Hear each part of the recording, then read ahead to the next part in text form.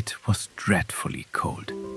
It was snowing fast and was almost dark as evening came on, the last evening of the year.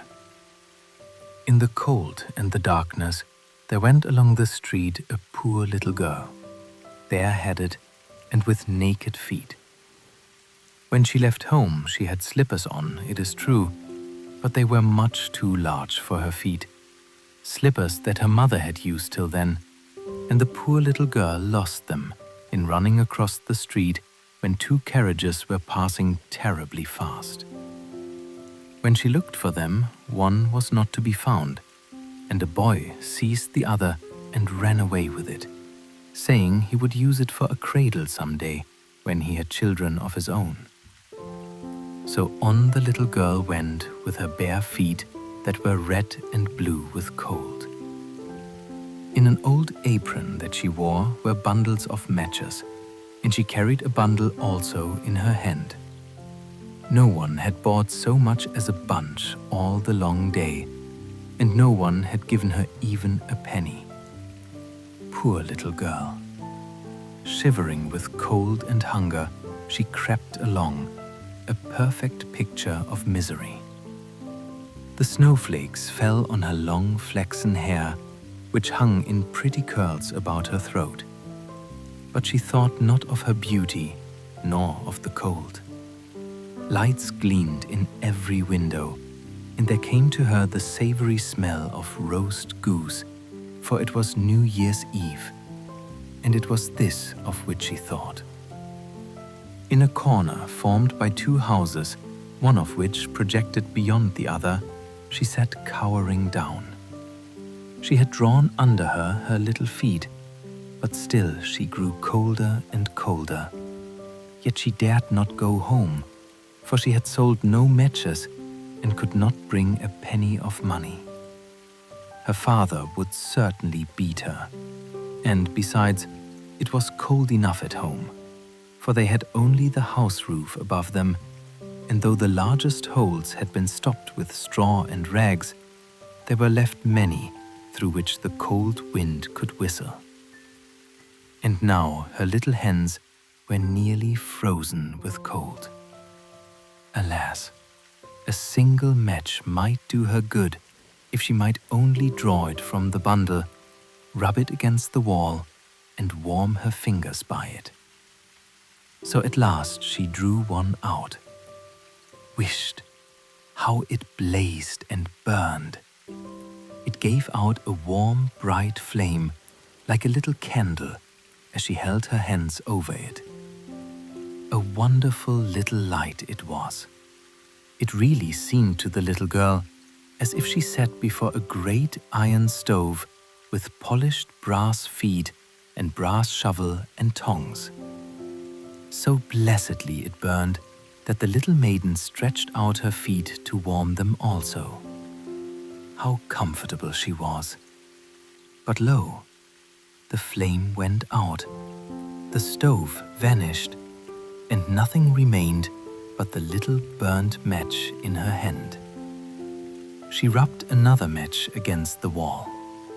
It burned brightly, and where the light fell upon the wall, it became transparent like a veil, so that she could see through it into the room. A snow-white cloth was spread upon the table, on which was a beautiful china dinner service, while a roast goose, stuffed with apples and prunes, steamed famously and sent forth a most savory smell. And what was more delightful still and wonderful, the goose jumped from the dish with knife and fork still in its breast and waddled along the floor straight to the little girl.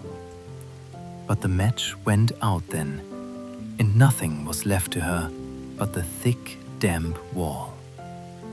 She lighted another match, and now she was under a most beautiful Christmas tree, larger and far more prettily trimmed than the one she had seen through the glass doors at the rich merchants. Hundreds of wax tapers were burning on the green branches, and gay figures, such as she had seen in shop windows, looked down upon her. The child stretched out her hands to them. Then the match went out. Still the lights of the Christmas tree rose higher and higher. She saw them now as stars in heaven, and one of them fell, forming a long trail of fire. "Now someone is dying," murmured the child softly, for her grandmother, the only person who had loved her and who was now dead, had told her that whenever a star falls, a soul mounts up to God. She struck yet another match against the wall, and again it was light. And in the brightness there appeared before her the dear old grandmother, bright and radiant, yet sweet and mild, and happy as she had never looked on earth. "Oh, grandmother," cried the child, "take me with you. I know you will go away when the match burns out. You too will vanish, like the warm stove, the splendid New Year's feast, the beautiful Christmas tree." And lest her grandmother should disappear, she rubbed the whole bundle of matches against the wall. And the matches burned with such a brilliant light that it became brighter than noonday. Her grandmother had never looked so grand and beautiful. She took the little girl in her arms, and both flew together, joyously and gloriously, mounting higher and higher, far above the earth. And for them there was neither hunger, nor cold, nor care. They were with God. But in the corner, at the dawn of day, sat the poor girl, leaning against the wall, with red cheeks and smiling mouth, frozen to death on the last evening of the old year. Stiff and cold she sat, with the matches, one bundle of which was burned. She wanted to warm herself, poor little thing, people said. No one imagined what sweet visions she had had, or how gloriously she had gone with her grandmother to enter upon the joys of a new year. The end.